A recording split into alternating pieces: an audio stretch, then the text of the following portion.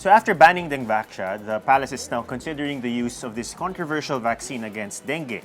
Pero linawin lang natin na ang vaccine ay para lamang sa mga nagkaroon na ng dengue before. This is for safety reasons. Richard, maraming mga paano na ang Dengvaxia issue? O ngayon gagamitin ng palace yung vaccine na ito. Ano bang thoughts mo?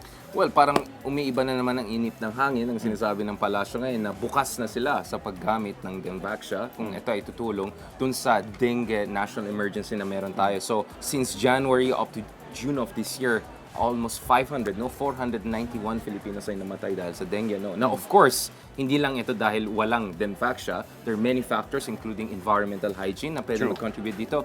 But as they say, the vaccine is a necessary but not necessarily sufficient way to address this problem. At alam natin, Atom, no, pagdating sa vaccination, dapat may threshold yan. Dapat lampas sa 90% ng mga kabataan sa isang lugar ang ma-vaccine para magkaroon ng sapat na immunity yung community na yan. So kung bumaba yung vaccination, immediately mag-spike no, yung level of vulnerability ng mga communities na yan. Now, to be fair to the Duterte administration, yung kanilang response sa Dengvaxia, yung withdrawal of Dengvaxia, which na-introduce na aking administration in 2016 was because yung company na gumawa ng Dengvaxia actually ay nag-release ng isang pag-aaral kung saan sinabi nila na mataas yung risk pag yung kumuha ng vaccine na yan ay walang prior experience ng dengue. So wala siyang antibody for that.